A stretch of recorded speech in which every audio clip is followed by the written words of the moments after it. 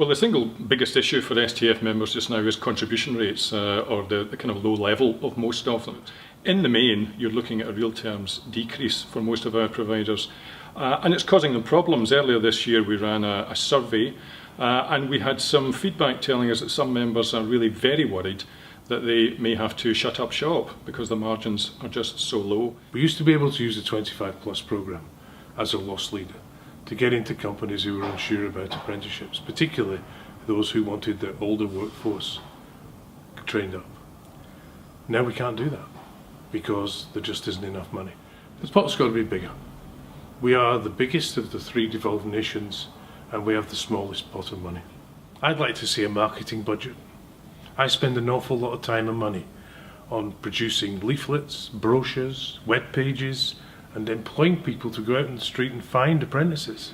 I do appreciate that STS spend a lot of money on marketing, but the real people that make the difference to the apprenticeship programme are people like me and organisations like mine that go out in the street and bang on doors. Foundation apprenticeships, a terrific idea from the government, very challenging targets, but just now, of course, the delivery of the programmes centres around colleges and local authorities, and we think that could be improved by having independent providers able to directly contract. Currently, we have a 1-year contract. As a businessman delivering hospitality apprenticeships, I find that a bit of a burden. I would like to see a 3-year contracting period. It would make more sense, it would make better use of resources, it would be more efficient, and it would give the people who work in the industry an opportunity to have a career.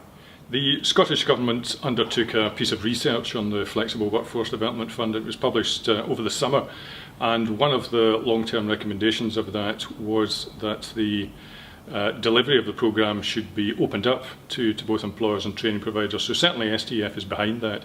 We would see that as a progressive and an appropriate move, because there's a lot of providers out there, a lot of independent providers who could deliver this programme really very, very effectively.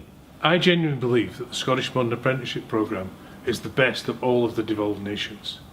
We have great working partnerships with all of our stakeholders, particularly Skills Development Scotland and the Scottish Government, and I look forward to that continuing into the future.